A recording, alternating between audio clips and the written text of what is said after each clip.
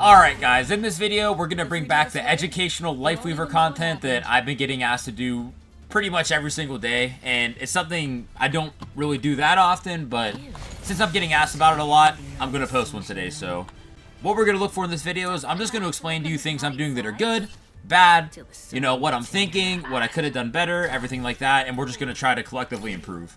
This isn't necessarily like a showcase of skill, but some more just, you know, to help you guys kind of think how I think. So let's get into this and see how it goes. I actually like Lifeweaver on Ilios, I won't lie, but I don't like Lifeweaver against Doomfist, but we'll see what happens. What I'm going into with my mentality right now is I want to just try to get my first tree as quick as possible, right? I say that all the time. Doesn't really matter if I DPS or heal. I know everybody wants to be a Lifeweaver heal bot. That's cool if that's what you want to do. I don't think that's the best way to play Lifeweaver, but I'm in the school of thought. I want to just get my tree as quick as possible, right? So right now, we just kind of have to heal a lot, and that's okay. And anytime I get a chance to, try some DPS. It's a big pick. Kiri's just running from me. See if I can poke a little bit here. Oh my god. And all I can say to that is just ult charge right there. That's just easy ult charge. See if I can get some more.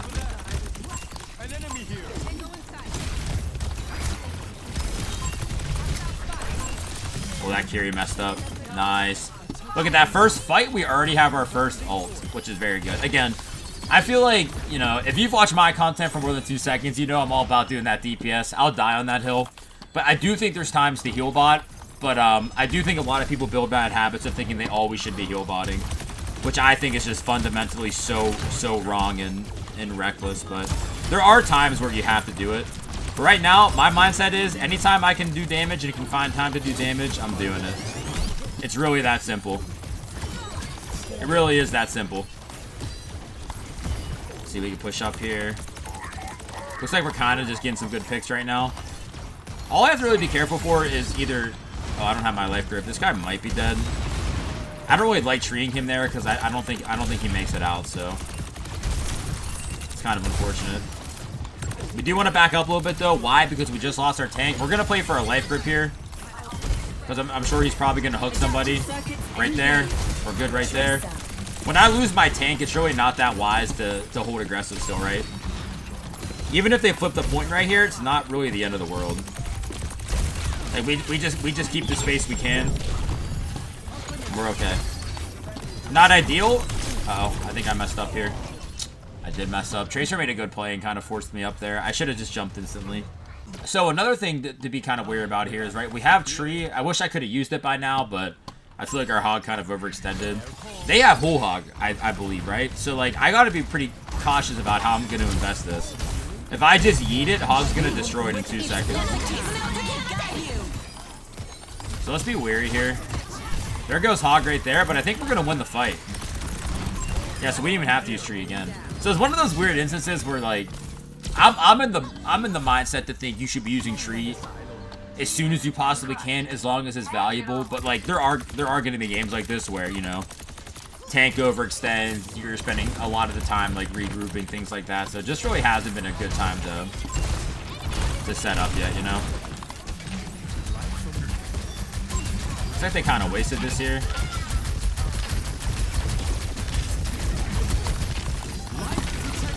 I'm gonna use this just for sustain here.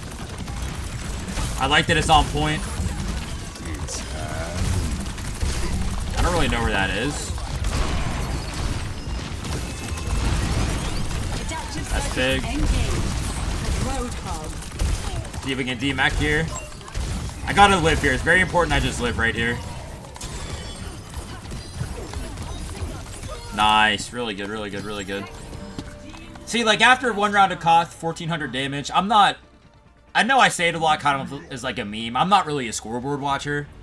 Like, if I'm really trying to win games, because scoreboard really isn't that important.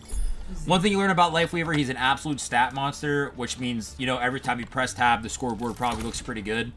But that doesn't necessarily equate to value, if that makes sense. So, again, my philosophy when I'm playing Lifeweaver I'm not necessarily a DPS Life Weaver. I'm not necessarily a healing Life Weaver. What it really boils down to, in my mind, is what's going to get my ult as quick as possible. If I have to heal, I'm healing. If I can do damage, I'm doing damage. It really, to me, it really is that simple. And I would not really overcomplicate that mentality. There's ways to get more damage, like in craftier ways. I'll see if I can like show examples. One example will be like setting up as early as possible and just poking any chance we get. That's one of like the crafty ways to, you know, kind of farm ults quicker than most. But doesn't happen too often on Koth maps. So we'll see what happens.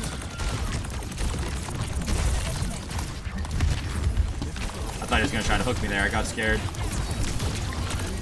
Help me! There's no reason I should die there. There's no reason he should live there. But this is educational, huh? So honestly, I just didn't see him there. I guess I could be further back in hindsight. But yeah, I do think he should probably get killed there, but it's all good. It's all good. Let's self-analyze here. Let's set back up here. Looks like we're actually handling this. Possibly. Yeah, this is good. This is good. So, you know, let's be real. I mean, I do have to be smart about where Echo is, because one thing that's kind of important to think about with Life Weaver is, like, what threatens me here? I'm not really threatened by Zarya, right? I'm not extremely threatened by Cass. I'm kind of mostly threatened by Echo, because she can flank and kind of kill me quicker than I expect, right? So I see Echo right now, so I'm not really that worried. And I will set up a pre-pedal here on point. Do a little bit of poking here. Again, we don't have to heal, right? So what are we doing? Don't have to heal, so what are we doing? Just trying to find some ult charge. So Echo, I see Echo right now. I'm gonna have to life grip this. Yep.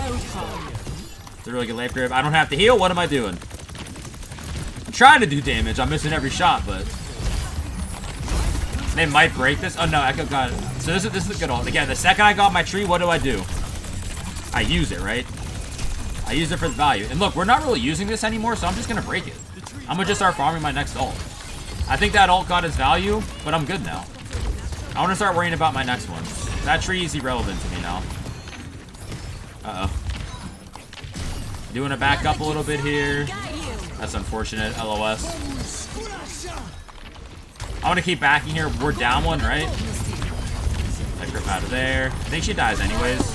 Yeah. This is just going to be a reset. That's all good. I think we played that pretty well. Again, like, and look at it this way, right? I wish we'd win the fight off of it. We don't, but I think it's fine for sustain. We're 33% back to our next tree, right? So, you know, again, I'm a big believer in tree cycling, you know. However that may be, if it needs to be 30,000 healing, 30,000 damage, I don't really care. Because I'm trying to just get my ult to win the game. I think your best chance of winning games is just going to be Life Weaver ultimate, so again, like, I'm perfectly fine here. I hear you. That's good. This is doable. I don't know where he's at. There he is. Save him there. Another good like habit you can get into, and I kind of lack with this too. I kind of call it seeing the play, right? Just being able to see the play, meaning like I want to be able to see most of my teammates most of the time, unless I'm setting up early. But if I see the play, like, it's gonna help me a lot with life grips, because I'm gonna see who needs life grip, right? So like I set up back here, I see most of the play, so like I'm in a good position to get all my life grips off here if necessary. Can't get hooked here. I want to live. Our Hog's going for it. I think we can just get him out before he whole hogs. Yep. Nice. So that, I don't know. Maybe a slight team diff, but I think you know, there was some skill expression there. And again, you know, not a scoreboard warrior, but, you know, I probably have more damage than most Life Weavers. You know, most healing in the lobby. And it's not really that I'm so worried about those numbers. It's more that I'm just thinking, like, I want to get my next tree, because that's most likely gonna win me these games, right? So I wouldn't be worried about being a stat monster. I'm more worried about the dub, and I think getting as many trees as possible is kind of going to be your win condition. So yeah, it's a good game. Good game.